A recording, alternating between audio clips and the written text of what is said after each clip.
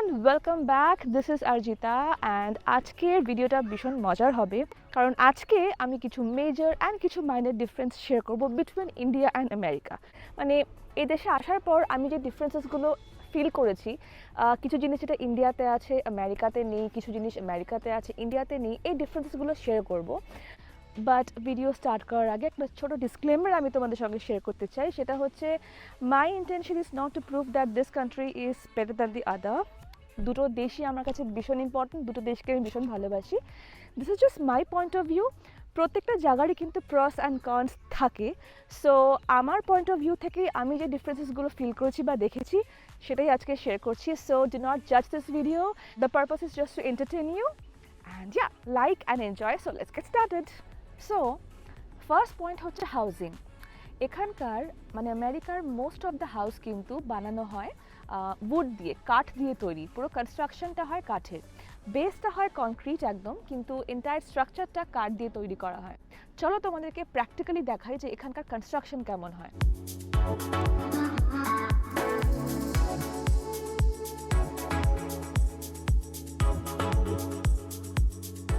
তো দূর থেকে যে সুন্দর সুন্দর বাড়িগুলো দেখা যায় সেগুলো কিন্তু অ্যাকচুয়ালি বানানো হয় কাঠের। যেহেতু কাঠের তৈরি তার জন্য ভীষণ ফ্লেক্সিবল।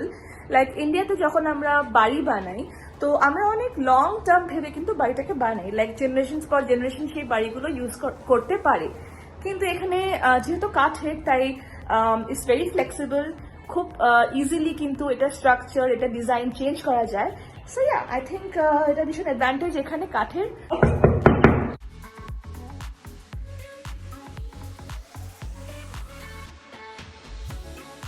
সো কাঠ দিয়ে কেন তৈরি করা হয়, দুটো ইম্পর্টেন্ট রিজন আছে। একটা হচ্ছে এখানকার ক্লাইমেটিক কন্ডিশন, এখানকার ওয়েদার অনেক সময় ভীষণ হার্শ অ্যান্ড এক্সট্রিম কোল্ড থাকে। And since we all know that wood is a bad conductor, তাই জন্য এটা আমাদেরকে টেম্পারেচারটা প্রিজার্ভ করতে সাহায্য করে।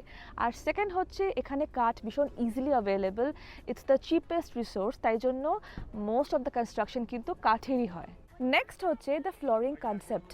আমেরিকাতে most of the house, apartment হোক বা সিঙ্গল ফ্যামিলি বাড়ি হোক না কেন, এখানে দেখা যাবে যে ফ্লোরটা কিন্তু এন্টায়ারলি কার্পেটেড থাকে, except the bathroom and the kitchen area. So আমরা যখন অ্যাপার্টমেন্টে থাকতাম, লাইক আমি তোমাদেরকে এখন স্ক্রিনে শেয়ার করবো আমাদের অ্যাপার্টমেন্টের ফটো অ্যান্ড আমাদের বাড়ির ফটো। তোমরা দেখতেই পাচ্ছ এখানে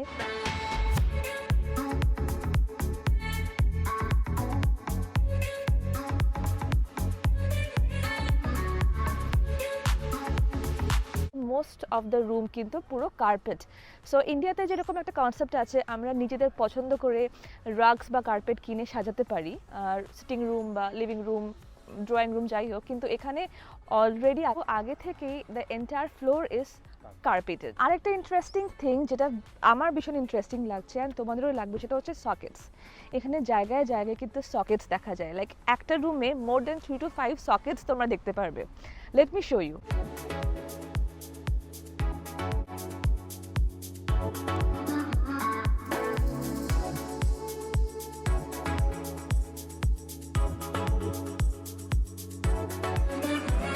সো এই সকেটসগুলোর পাশে কিন্তু তোমরা নোটিস করবে কোনো অন অফ সুইচ বাটন কিন্তু নেই। সুইচ বাটনস খালি লাইটের সঙ্গে যেটা কানেক্টেড সেটার জন্য সুইচ বাটনসগুলো আছে, আদারওয়াইজ সকেটসের সাথে কিন্তু কোনো রকমের কোনো সুইচ বাটনস নেই।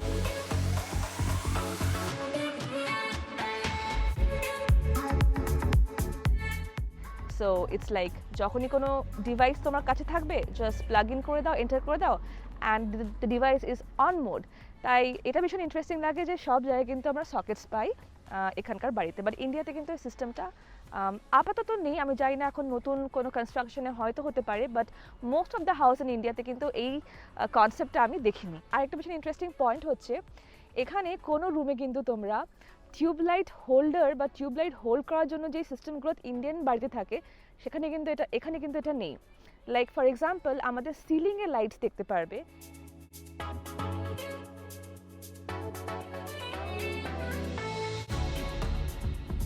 ইন্ডিয়াতে যেরকম আমাদের বাড়িতে টিউবলাইটস লাগানো হয় অ্যান্ড তার জন্য হোল্ডার আলাদা করে পাওয়া যায়, এখানে কিন্তু সেই কনসেপ্টটা একদমই নেই। ইনফ্যাক্ট আমার মনে আছে যখন আমরা অ্যাপার্টমেন্টে থাকতাম তখন আমাদের kitchen area and washroom area ছাড়া কিন্তু সিটিং এরিয়া বা বেডরুমে কিন্তু কোনো লাইটের কোনো সিস্টেম ছিল না, আমাদের ফ্লোর ল্যাম্প ইউজ করা হতো।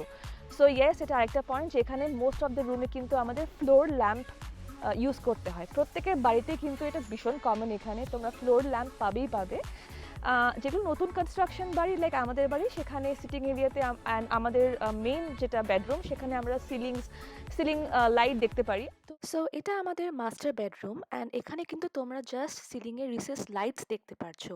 But guest room or study room, like এটা আমার স্টাডি রুম, এখানে কিন্তু তোমরা কোনো টিউব লাইটস দেখতে পারবে না, জাস্ট ফ্লোর ল্যাম্প আছে। গেস্ট রুমে একই সিস্টেম, এখানেও কোনো সেরকম টিউব লাইটসের কোনো সিস্টেম নেই, এখানে যেটা আছে সেটা হচ্ছে একমাত্র ফ্লোর ল্যাম্প। সো অ্যাপার্টমেন্ট হোক বা যে কোনো বাড়ি হোক না কেন, ফ্লোর ল্যাম্প কনসেপ্টটা কিন্তু আমেরিকাতে ভীষণ কমন। আমেরিকার একটা জিনিস আমার ভীষণ প্রবলেম হয়, সেটা হচ্ছে the parlours are very expensive. এখানে পার্লার ভীষণ এক্সপেন্সিভ।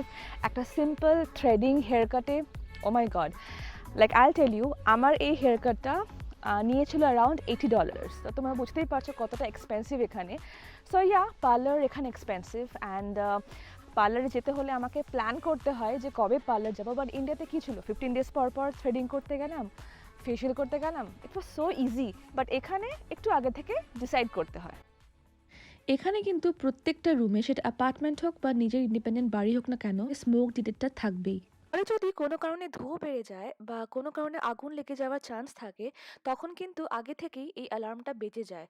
সো এই ডিটেক্টরটা প্রত্যেকটা রুমেই আছে, সো দ্যাট আগে থেকে আমাদের প্রোটেক্ট করতে পারে from any kind of danger.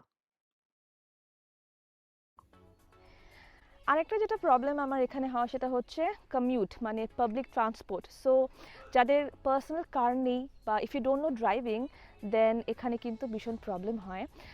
ইন্ডিয়াতে যেটা কি হতো, বাড়ির সামনেই অটোস, রিক্সাস এগুলো সব অ্যাভেলেবেল, রাইট? কিন্তু এখানে কিন্তু এটা একদমই নেই। অফকোর্স এখানে মেট্রো, ক্যাব সার্ভিস অ্যান্ড বাস তো আছেই, কিন্তু শর্ট ডিস্টেন্স কভার করার সময় একটু ডিফিকাল্ট হয়ে যায়, তখন বারবার ক্যাব ইউজ করাটা একটু এক্সপেন্সিভ পড়ে যায়। ইন্ডিয়াতে কিন্তু বাড়ি থেকে বেরোলেই প্রচুর অপশনস, রিক্সাস, অটোস সব আছে, বাট এখানে কিন্তু সেই অপশনটা আমাদের একদম নেই। তাই গাড়িটা ভীষণ এসেনশিয়াল একটা জিনিস অ্যান্ড ড্রাইভিংটাও এখানে সবাই শিখে নেয়। So if you don't know driving and if you don't have a personal car, it's going to be a real headache. আরেকটা পয়েন্ট হচ্ছে বাড়ির জায়গায় জায়গায় এরকম এসি ভেন্টস দেখা যায়। ইন্ডিয়াতে যেমন আমরা আলাদা করে এসি বা রুম হিটার কিনি, ইউএসএতে কিন্তু আলাদা করে এগুলো কিছু কিনতে হয় না, কারণ এখানকার পুরো বাড়ি বা অ্যাপার্টমেন্ট কিন্তু সেন্ট্রাল হিটিং অ্যান্ড কুলিং সিস্টেমে ডিজাইন করা, যার জন্য প্রত্যেকটা রুমে এমন এসি ভেন্টস দেখা যায়। আর এই ভেন্ট থেকে কিন্তু ঠান্ডা অ্যান্ড গরম হাওয়াটা আসে। পুরো বাড়ির টেম্পারেচার আমরা কন্ট্রোল করি এই ছোট্ট একটা ব্ল্যাক ডিভাইসে, যেটা আমাদের ড্রয়িং রুমে থাকছে। সো প্রত্যেকটা রুমের টেম্পারেচার কিন্তু সেম থাকে, আলাদা আলাদা করে কিছুই সেট করা যায় না। সো ইয়া, এইভাবে আমরা আমাদের পুরো বাড়ির টেম্পারেচার কন্ট্রোল করতে পারি। অ্যান্ড এখানকার এয়ার কোয়ালিটি কিন্তু ভীষণ ভালো, পলিউশন একদম নেই, এটা আমার ভীষণ ভালো লাগে যে পলিউশন নেই এখানে। অ্যান্ড চারিদিকে তাকালে কিন্তু গ্রিন গ্রিন গ্রিন, সব জায়গায় greenery. So landscape is beautiful, air is good, but water is very bad. এখানকার জল হচ্ছে হার্ড ওয়াটার, যেটা খুব বাজেভাবে আমার হেয়ার অ্যান্ড স্কিনে ভীষণ বাজে এফেক্ট করেছে। আই থিঙ্ক আমি যাদেরকে চিনি সবার একই প্রবলেম এখানে, জলের জন্য কিন্তু সবার চুল পড়ে যাচ্ছে, কারো স্কিন খারাপ হয়ে যাচ্ছে। So yeah, the water quality is not that good, but air quality is superb. By the way guys, আজকে এসেছি ব্ল্যাক হিল রিজিওনাল পার্ক। আমাদের বাড়ির ঠিক পেছনে একটা পার্ক আছে, ভীষণ সুন্দর জায়গা আর ভীষণ ভালো লাগছে এখানে বসে তোমাদের সঙ্গে আড্ডা দিতে। তো আড্ডাও দিচ্ছি অ্যান্ড সঙ্গে সঙ্গে পুরো ভিউটাও এনজয় করছি।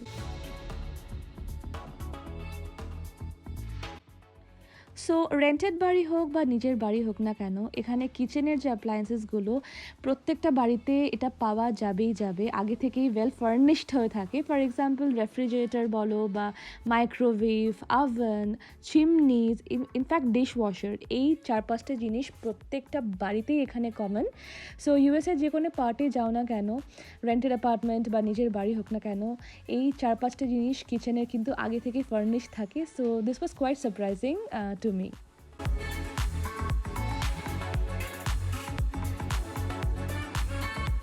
আরেকটা জিনিস যেটা খুব মিস করি সেটা হচ্ছে আমাদের ইন্ডিয়ান ফেস্টিভ্যালস। ভীষণ মিস করি যখন দুর্গাপুজো হয়, দিওয়ালি হয়। Oh my god, I miss my family, my home so much. এখানে আমরা ফেস্টিভ্যালস এনজয় করি, নিজেদের কমিউনিটির মধ্যে সেলিব্রেট করি, কিন্তু ওখানকার যেই মজাটা, যেই ভাইবটা, এটা কিন্তু এখানে একদমই পাওয়া যায় না। সো তখন কিন্তু বাবা মা, ফ্রেন্ডস সব কিছু মিস করি। আর এখানে এসে বুঝতে পারি যে আমাদের কালচার, আমাদের ফেস্টিভ্যালসগুলো আমাদের লাইফে কতটা ইম্পর্টেন্ট রোল প্লে করে। এখানে পেট্রোল পাম্পকে ইউজুয়ালি গ্যাস স্টেশন বলা হয়। ইন্ডিয়াতে যেরকম আমরা পেট্রোল পাম্প বলি, এখানে আমরা বলি হচ্ছে গ্যাস স্টেশন। সো এখানে আরেকটা জিনিস যেটা আমি ডিফারেন্ট দেখেছি, সেটা হচ্ছে এই গ্যাস স্টেশনসে কিন্তু কোনো অ্যাটেন্ডেন্ট বা এমপ্লয়ি থাকে না আমাদের পেট্রোল বা ডিজেল ভরানোর জন্যে।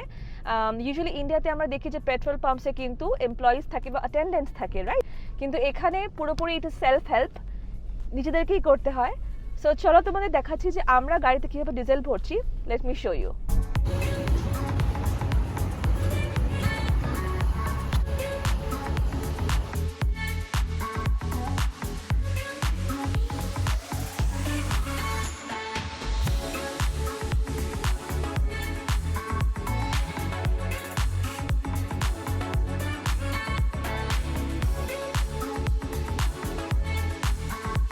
সো গাইস, ভিডিও কেমন লাগলো অবশ্যই আমাকে জানিও কমেন্ট করে। আর আরেকটা রিকোয়েস্ট করছি, যখনই ভ্যাকসিন অ্যাভেলেবল হবে প্রত্যেকে ভ্যাকসিন নিয়ে নিও, অ্যান্ড নিজেদের ফ্যামিলি মেম্বার্সদেরকে কিন্তু ভ্যাকসিনেটেড করে দিও। It's very very important. And সব থেকে ইম্পর্ট্যান্ট হচ্ছে বাড়িতে থাকা, স্টে অ্যাট হোম। বাড়িতে বসে তোমরা অনেক অ্যাক্টিভিটিস তো করছোই, আমার ব্লগ আছে সেটাও তোমাদেরকে এন্টারটেইন করছে। আর আমি তো আছি প্রত্যেকটা উইকে নতুন নতুন ভিডিওস নিয়ে আসার জন্যে। সো আজকের ভিডিওটা কেমন লাগলো ডেফিনেটলি জানিও। ফেসবুকে আছি, ইনস্টাগ্রামে আছি, সেখানে আমাকে ফলো করতে পারো। অ্যান্ড ফিরবো আবার নেক্সট উইক। ততদিন সবাই ভীষণ ভালো থেকো অ্যান্ড